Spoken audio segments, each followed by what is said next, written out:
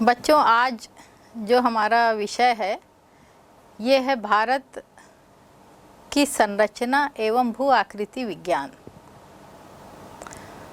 संरचना का तात्पर्य भूगर्भ की स्थिति से है। बच्चों, आपने देखा होगा कि कई प्रकार की मिट्टियाँ पाई जाती है। मिट्टियों का स्वरूप भिन्न भिन्न होता है। कई प्रकार की चट्टानें पाई जाती है। अलग अलग क्षेत्र में अलग अलग चट्टानें क्यों मिलती है? कहीं कहीं पर चट्टानों का जमाव एक के ऊपर एक देखने को मिलता है। भिन्न भिन्न चट्टानों में पाए जाने वाले खनिजों में भिन्नताएं हैं। कहीं पर कोयला मिल रहा है, कहीं लोहा, कहीं पेट्रोलियम मिल रहा है, कहीं बॉक्साइट। तो ये जो भिन्नताएं हैं यह क्यों हैं? ये हमारे लिए वास्तव में एक कौतूहल का विषय है और इसी के कारण आज हम इसके समाधान के लिए जो अध्ययन करेंगे इसे हम कहते हैं भूगर्भिक संरचना या संरचना। स्ट्रक्चर या जियोलॉजिकल स्ट्रक्चर, संरचना क्या है? संरचना का तात्पर्य है कि भारत में जो हम विभिन्न क्षेत्र देखते हैं, एक तरफ प्रायद्वीपीय भारत है तो एक तरफ गंगा सिंधु का मैदान है और उत्तर में हिमालय का विशाल पर्वत है। इनमें बहुत सी भिन्नताएं हैं। जैसे हम उसकी प्रादेशिक भिन्नता को देखते हैं वैसे ही उसकी भौतिक भिन्नताएं भी है। उसका भूगर्भ भी भिन्न है और इसी का अध्ययन आज हम करेंगे। बच्चों, हम जानते हैं कि हिमालय की उत्पत्ति आज से 7 करोड़ वर्ष पूर्व से प्रारंभ हुई और उसके बाद हिमालय बना है। हिमालय बनने के बाद मध्य का जो गर्त था, यहाँ पर बड़ी नदियों ने जलोढ़क जमा किए थे और उसके कारण जो मैदान है उत्तर भारत का यह विकसित हुआ है। लेकिन जो भारत में दक्षिण का पठार है जिसको हम डेक्कन ट्रेप कहते हैं, यह संपूर्ण पठार बहुत ही प्राचीन भूखंड है। कितना प्राचीन हो सकता है? तो ये हम जानते हैं कि जब पेंजिया और पेंथालासा ये महाद्वीप और महासागर का हिस्सा था तो उस समय पेंजिया के जो 2 हिस्से हुआ करते थे, ऊपरी भाग को अंगारा लैंड और दक्षिण को गोंडवाना लैंड कहते हैं। ये हमने इसके पहले की क्लास में पढ़ा है। तो ये जो गोंडवाना लैंड है, इस गोंडवाना लैंड का ही एक हिस्सा भारत के दक्कन के पठार के रूप में आज हम इसे देख रहे हैं। दक्कन का पठार सबसे प्राचीन है। तो भारत की जो संरचना है, इस संरचना को हम 3 भागों में बांटते हैं। सबसे पहले हम अध्ययन करेंगे प्रायद्वीपीय खंड का या दक्कन के पठार का। दूसरा अध्ययन का क्षेत्र होगा हिमालय एवं संबंधित पर्वतमालाएं। और तीसरा जो क्षेत्र है ये गंगा, सिंधु और ब्रह्मपुत्र का मैदान। इस प्रकार से हम भूगर्भिक संरचना का 3 भागों में बांट करके अध्ययन करेंगे। सबसे पहले आप देखेंगे बच्चों, प्रायद्वीपीय खंड क्या है। भारत का जो मध्यवर्ती भाग है यह प्रायद्वीपीय भारत खंड कहलाता है। इस प्रायद्वीपीय खंड को दक्कन के पठार के नाम से भी हम जानते हैं।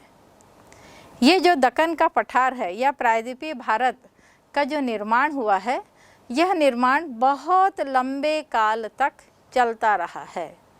यानी हम कह सकते हैं कि पृथ्वी की उत्पत्ति के समय से आज हम जो पृथ्वी के इतिहास के बारे में जानते हैं, आज से लगभग 60 करोड़ वर्ष पूर्व तक की जानकारी हमें उपलब्ध है।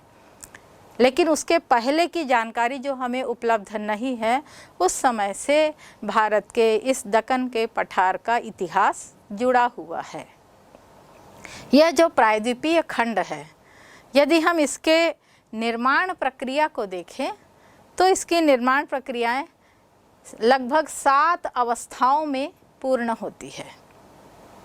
सबसे पहली अवस्था जो है इसे हम प्री कैम्ब्रियन युग या जहाँ तक हम पहुँच चुके हैं पुराजीवी महाकल्प के पहले का जो समय है जिसे हम पूर्व कैम्ब्रियन युग कहते हैं। इस युग में प्रायद्वीपीय भारत के जो पूर्व का भाग था ये काफ़ी विस्तृत हुआ था और उसके साथ ही बुंदेलखंड का भी विकास हुआ था। इस समय बुंदेलखंड में ग्रेनाइट और नाइस चट्टानों का फैलाव देखने को मिला था। यानी हम जहाँ तक भूवैज्ञानिक अध्ययन में पहुँचे उसके भी पहले ग्रेनाइट और नाइस चट्टानें जो है ये इस क्षेत्र में पहले से ही विद्यमान थी। सतत रूप से ज्वालामुखी विस्फोट हो रहे थे और आग्नेय क्रिया निरंतर चली जा रही थी। उसके फलस्वरूप ग्रेनाइट और नाइस चट्टानें तो बनी, लेकिन अत्यधिक ताप और दाब के कारण इन चट्टानों में रूपांतरण भी हो रहा था, कायांतरण हो रहा था और ये कायांतरण निरंतर चल रहा था और उसके फलस्वरूप उस समय चट्टानों के रूपांतरण कायांतरण के जो निशान है वो आज भी हमें देखने को मिलते हैं। इसी समय अरावली और धारवाड़ के क्षेत्रों का भी निर्माण हुआ है। तो यह प्रारंभिक अवस्था थी, पुराजीवी महाकल्प के पहले की अवस्था थी, जिसको हम आद्य महाकल्प भी कहते हैं। बहुत प्राचीन स्थिति थी। इसके बाद जो दूसरा चरण हम देखते हैं जिसमें धरातली विषमताएं बहुत जो अधिक हो गई थी। प्रारंभिक अवस्था में जो ज्वालामुखी विस्फोट हो रहे थे और चट्टानों का कायांतरण हो रहा था, तो वो जो धरातली विषमताएं हैं इन विषमताओं में काफ़ी स्थिरीकरण आ गया था और इसी स्थिरीकरण के फलस्वरूप जो धरातल है इसमें समतलीकरण की प्रक्रिया निरंतर हो रही थी। जो अवसाद है इनका चूर्णीकरण, यानी अवसाद टूट रहे थे, उनका चट्टानों का चूर्ण बन रहा था और अवसाद जो है ये सिकुड़ते चले जा रहे थे। बिंजावर में आज भी उसका उदाहरण देखने को मिलता है। इस प्रकार से इस समय भी ज्वालामुखी का निरंतर उद्गार हो रहा था और आग्नेय चट्टानों का विकास निरंतर हो रहा था। तीसरे चरण में हम देखते हैं कि धारवाड़ और अरावली का क्षेत्र जो है यह विकसित हुआ था।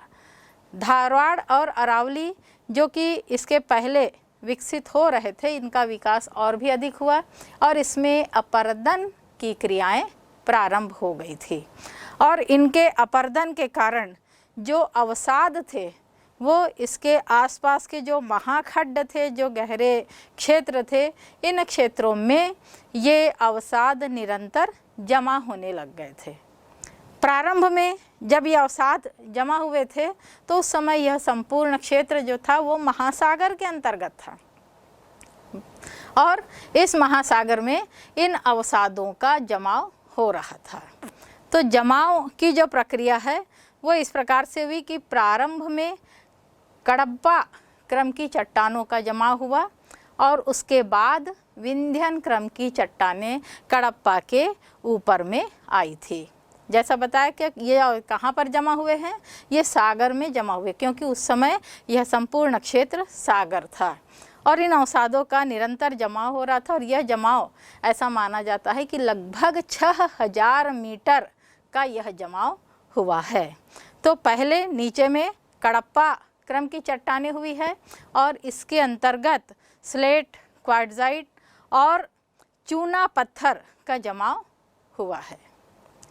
उसके ऊपर विंध्यन क्रम की चट्टानों का जमा हुआ है जिसमें बलुआ पत्थर की अधिकता पाई जाती है और इस प्रकार से ये जमाव जो है निरंतर होते रहे। इसी जमाव के फलस्वरूप कहीं कहीं पर भ्रंशन की संधियाँ और वलन की स्थिति भी देखने को मिलती है। तो यह तीसरी प्रक्रिया या तीसरी अवस्था थी, तीसरा चरण था।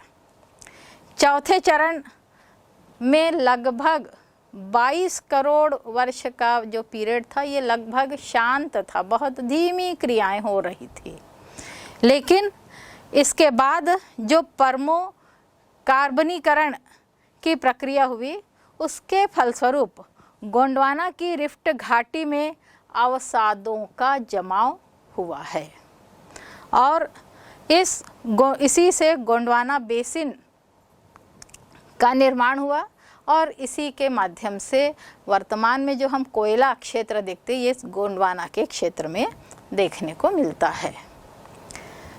पांचवा जो चरण था, आज से लगभग 23.5 करोड़ वर्ष पूर्व से लेकर लगभग 7 करोड़ वर्ष पूर्व तक का जो समय था, इस समय में भी निरंतर जो घटनाएं घट रही थी, इन घटनाओं में सबसे पहले जो है उच्च गोंडवाना के क्षेत्र का निर्माण हुआ और उससे बेसिन गोंडवाना की बनी है।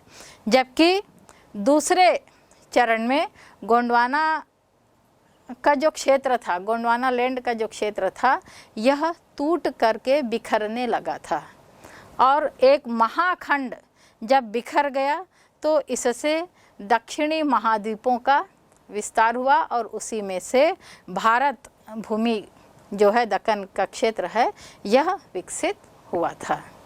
और इसके साथ ही हिंद महासागर की रचना हुई, अरब सागर और बंगाल की खाड़ी का निर्माण हुआ था। इसी काल में विंध्यन की श्रेणी का भी उत्थान हुआ है। इसके बाद जो छठा चरण है, इस चरण में मध्यजीवी महाकल्प यानी आज से लगभग 7 करोड़ वर्ष पूर्व की जो स्थिति है, इसके अंत में निरंतर ज्वालामुखी का उद्गार हो रहा था। ये ज्वालामुखी जो है वह निरंतर उद्गारित हो रहे थे, लंबे समय तक इसका उद्गार होते रहा और उसके फलस्वरूप लगभग 5 लाख वर्ग किलोमीटर का एक जो वृहत क्षेत्र था, इस क्षेत्र में लावा जमने लगा था और पूरा क्षेत्र लावा युक्त भूमि के रूप में हो गई थी। यही विस्तृत प्रवाह जो है, वर्तमान में हम इसे दक्कन के लावा का पठार या दक्कन ट्रैप के नाम से जानते हैं और इसका निर्माण वर्तमान में हम देखते हैं कि महाराष्ट्र का क्षेत्र और मालवा के क्षेत्र में इसका काफ़ी विस्तार हुआ है। यह प्रक्रिया जब दक्कन ट्रैप का निर्माण हुआ, उस समय से लगभग 10 लाख वर्ष पूर्व तक की जो स्थिति थी, इसमें चूना पत्थर और बलुआ का निक्षेप सबसे अधिक होने लगा था और इसी क्रम में कई चट्टानों का निर्माण हुआ है, जिन चट्टानों में हम देखते हैं द्वारका संस्तर जो है, नारी क्रम है, फिर कलनूर का क्रम है, इसके अलावा पुरी और पोरबंदर की जो चट्टानें हैं, करनूल की जो गुफा है या गोदावरी की घाटी में पाए जाने वाले जो विभिन्न प्रकार के जलोढ़क है और इसके साथ ही लेटेराइट मिट्टी का निर्माण, यह इस दक्कन ट्रैप की अंतिम अवस्था रही है। तो इस प्रकार से ये 7 क्रम में जो दक्षिण का जो पठार है या प्रायद्वीपीय खंड है, यह निर्मित हुआ है।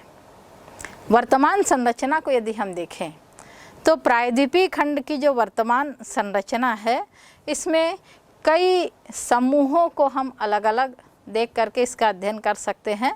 तो सबसे पहले हम देखेंगे आद्य समूह की शैलें।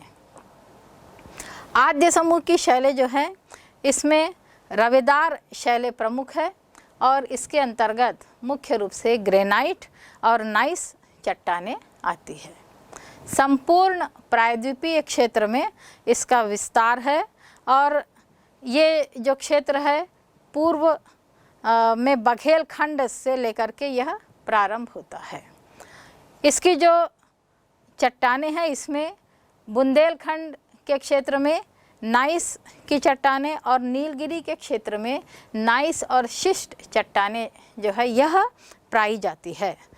यहाँ की संरचना बहुत ही जटिल लेकिन स्थूल प्रकार की है और इस क्षेत्र में वलन और भ्रंशन सर्वाधिक देखने को मिलते हैं। दूसरा जो समूह है इसे हम कहते हैं धारवाड़ समूह। धारवाड़ समूह नाइस और शिष्ट चट्टानों के अवसादों से निर्मित होता है।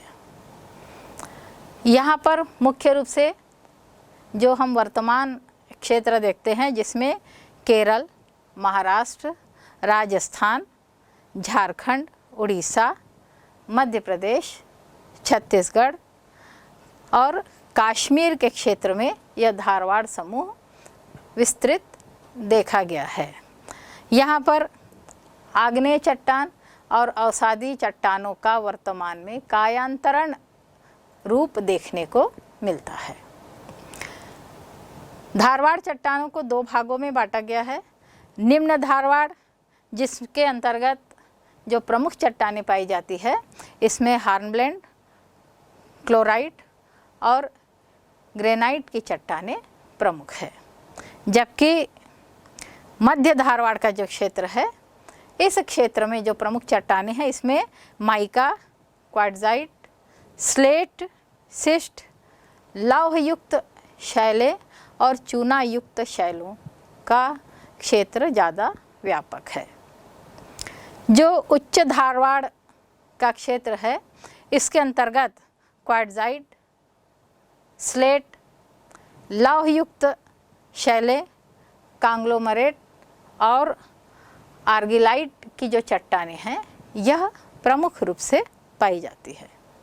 यह संपूर्ण क्षेत्र, ये जो धारवाड़ का क्षेत्र है ये खनिजों के लिए काफ़ी महत्वपूर्ण है और इस क्षेत्र में पाए जाने वाले जो खनिज, जैसे कि मैंने चट्टानों का उल्लेख किया है कि इसमें सोना, मैंगनीज, अभ्रक, लोहा, तांबा, क्रोमियम, टंगस्टन, हीरा, स्लेट और संगमरमर जैसे महत्वपूर्ण खनिज इस क्षेत्र में पाए जाते हैं। अगला जो क्रम है यह है कडप्पा समूह की चट्टानें। धारवाड़ समूह के ऊपर में अवसादों का जो कायांतरण हुआ था और उस कायांतरण के फलस्वरूप ये कडप्पा समूह की चट्टानों का निर्माण हुआ है। इसके अंतर्गत जो प्रमुख चट्टानें पाई जाती है इसमें शैल, स्लेट, क्वार्ट्जाइट और चूना पत्थर यह प्रमुख है। यह जो श्रेणी कडप्पा श्रेणी, इसमें रायपुर श्रेणी में लगभग 600 मीटर की मोटाई वाला चूना पत्थर का संस्तर पाया जाता है। जबकि जो चंद्रपुर श्रेणी है इस श्रेणी में क्वार्ट्जाइट और सैंडस्टोन बलुआ पत्थर ये सर्वाधिक देखने को मिलता है। यहाँ की जो प्रमुख नदियाँ हैं कडप्पा समूह के क्षेत्र की, इसमें महानदी बेसिन, कृष्णा, पेनर की घाटी, गोदावरी की घाटी प्रमुख है और इसके अलावा दिल्ली की श्रेणी और जो राजमहल का जो क्षेत्र है इसमें उत्तर प्रदेश और मध्य प्रदेश का क्षेत्र आता है। यह संपूर्ण क्षेत्र इसमें सम्मिलित किया जाता है। कहीं कहीं पर इसी कडप्पा समूह में लौह अयस्क, मैंगनीज भी पाया जाता है। इसके अलावा एस्बेस्टस, संगमरमर, जैस्पर, रूटिराइट और निकल जैसी खनिजों का भी यहाँ पर जमाव देखने को मिलता है।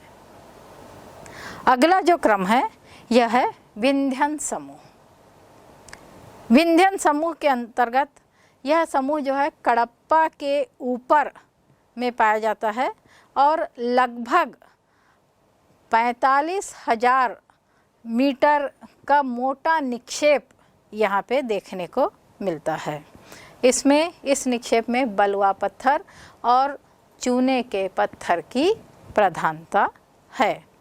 इसका जो विस्तार है विंध्यन समूह का, ये चित्तौड़गढ़ से रोहतास तक यह विंध्यन समूह फैला हुआ है। लगभग 1 लाख वर्ग किलोमीटर के क्षेत्र में फैला हुआ है। यहाँ पर पन्ना का जो क्षेत्र है और गोलकुंडा का जो क्षेत्र है यहाँ से हीरा भी प्राप्त किया जाता है। तो ये पन्ना और गोलकुंडा ये दोनों क्षेत्र हीरा के लिए विख्यात है। अगला समूह है, इसे हम गोंडवाना समूह कहते हैं। गोंडवाना समूह कार्बोनिफेरस युग से जुरैसिक युग तक अवसादों से बनी जो शैलें हैं, इन शैलों में मुख्य रूप से बलुआ पत्थर, शेल और मिट्टी के संस्तर पाए जाते हैं। मुख्यतः दामोदर, बाराकार, धारवाड़ समूह के ऊपर में अवसादों का जो कायांतरण हुआ था और उस कायांतरण के फलस्वरूप ये कडप्पा समूह की चट्टानों का निर्माण हुआ है। इसके अंतर्गत जो प्रमुख चट्टानें पाई जाती है, इसमें शेल, स्लेट, क्वार्ट्जाइट और चूना पत्थर यह प्रमुख है। यह जो श्रेणी कडप्पा श्रेणी, इसमें रायपुर श्रेणी में लगभग 600 मीटर की मोटाई वाला चूना पत्थर का संस्तर पाया जाता है। जबकि जो चंद्रपुर श्रेणी है, इस श्रेणी में क्वार्ट्जाइट और सैंडस्टोन बलुआ पत्थर ये सर्वाधिक देखने को मिलता है। यहाँ की जो प्रमुख नदियाँ हैं कडप्पा समूह के क्षेत्र की, इसमें महानदी बेसिन, कृष्णा, पेनर की घाटी, गोदावरी की घाटी प्रमुख है। और इसके अलावा दिल्ली की श्रेणी और जो राजमहल का जो क्षेत्र है, इसमें उत्तर प्रदेश और मध्य प्रदेश का क्षेत्र आता है। यह संपूर्ण क्षेत्र इसमें सम्मिलित किया जाता है। कहीं कहीं पर इसी कडप्पा समूह में लौह अयस्क, मैंगनीज भी पाया जाता है। इसके अलावा एस्बेस्टस, संगमरमर, जैस्पर, रूटीराइट और निकल जैसी खनिजों का भी यहाँ पर जमाव देखने को मिलता है। अगला जो क्रम है यह है विंध्यन समूह। विंध्यन समूह के अंतर्गत यह समूह जो है कडप्पा के ऊपर में पाया जाता है और लगभग 45,000 मीटर का मोटा निक्षेप यहाँ पे देखने को मिलता है। इसमें इस निक्षेप में बलुआ पत्थर और चूने के पत्थर की प्रधानता है। इसका जो विस्तार है विंध्यन समूह का, ये चित्तौड़गढ़ से रोहतास तक यह विंध्यन समूह फैला हुआ है। लगभग 1 लाख वर्ग किलोमीटर के क्षेत्र में फैला हुआ है। यहाँ पर पन्ना का जो क्षेत्र है और गोलकुंडा का जो क्षेत्र है, यहाँ से हीरा भी प्राप्त किया जाता है। तो ये पन्ना और गोलकुंडा ये दोनों क्षेत्र हीरा के लिए विख्यात है। अगला समूह है, इसे हम गोंडवाना समूह कहते हैं। गोंडवाना समूह कार्बोनिफेरस युग से जुरैसिक युग तक अवसादों से बनी जो शैलें हैं, इन शैलों में मुख्य रूप से बलुआ पत्थर, शेल और मिट्टी के संस्तर पाए जाते हैं। मुख्यतः दामोदर, बाराकार, महानदी, गोदावरी के क्षेत्र में यह जो गोंडवाना समूह है यह फैला हुआ है। इसमें राजमहल, सतपुड़ा की पहाड़ी, उड़ीसा और मध्य प्रदेश में भी यह क्षेत्र फैला हुआ है। दामोदर श्रेणी के क्षेत्र में जो रानीगंज है, इसी क्षेत्र के अंतर्गत आता है, जहाँ पर भारत का लगभग 90% लोहा व्याप्त है। यह संपूर्ण क्षेत्र यही गोंडवाना समूह के अंतर्गत आता है। अगला जो समूह है इसको हम दक्षिणी लावा का क्षेत्र कहते हैं। ज्वालामुखी के उद्गार के फलस्वरूप इस संपूर्ण क्षेत्र में बेसाल्ट का जमाव हो गया है। लगभग उत्तर पश्चिम में यदि हम देखें तो लगभग 3000 मीटर में और दक्षिण में लगभग 700 मीटर के क्षेत्र में, कच्छ के रण में लगभग 800 मीटर के क्षेत्र में और अमरकंटक में लगभग 200 मीटर के क्षेत्र में बेसाल्ट का जमाव देखने को मिलता है। यहाँ पर कच्छ से लेकर के काठियावाड़ के दक्षिण पूर्वी तट तक क्रिटेशियस युग के समय जो समुद्र के जमाव है उसके अवशेष भी यहाँ देखने को मिलते हैं। तो बच्चों, ये जो प्रायद्वीपीय खंड है यह हमारे देश का न केवल प्राचीन क्षेत्र है बल्कि सभी प्रकार के खनिजों से यह युक्त है और ये इतने श्रेणियों में यह बटा हुआ है। इसके बाद हम दूसरा क्षेत्र देखेंगे तो हिमालय, जो कि उत्तर की पर्वत श्रेणी के रूप में है, उसका यदि हम अध्ययन करते हैं तो हिमालय का जो उद्भव हुआ है उसके माध्यम से हम यह जानकारी प्राप्त करते कि यह क्षेत्र ज़्यादा प्राचीन नहीं है। यहाँ पर पाई जाने वाली जो चट्टानें हैं वो नवीन मोड़दार चट्टानें हैं। हिमालय का जो अग्रभाग है यह तृतीय महाकल्प में विकसित हुआ था। इसमें मायोसीन और प्लीस्टोसीन युग की चट्टानें देखने को मिलती है। कार्बोनिफेरस युग से लगभग इयोसीन तक इस क्षेत्र में वलन की भी स्थिति देखने को मिल रही है और उसके फलस्वरूप यहाँ पर बहुत से ग्रीवाखंड, अत्यधिक वलन के कारण चट्टानें एक के ऊपर एक चढ़ गई थी जिससे ग्रीवाखंडों का निर्माण हुआ है। यहाँ पर पंजाल के क्रम में ये ग्रीवाखंड के उदाहरण देखने को मिलते हैं।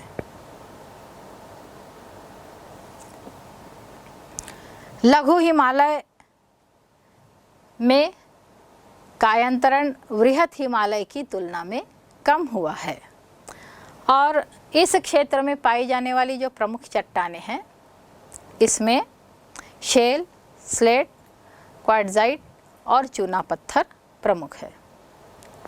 बच्चों, जो तीसरी श्रेणी है शिवालिक रेंज की।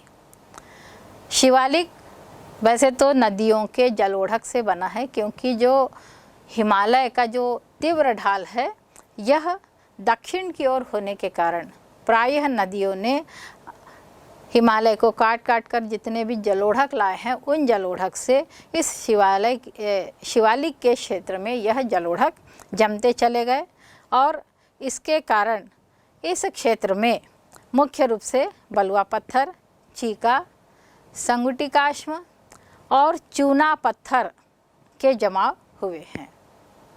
निरंतर जमाव के बाद तीव्र वलन ने इस संपूर्ण क्षेत्र के शैलों को कठोर बना दिया है और ये काफ़ी अब सघन हो गए हैं जो कि शिवालिक श्रेणी के रूप में जाने जाते हैं। मायोसीन से प्लीस्टोसीन युग तक यह चट्टानें निरंतर बनती रही है।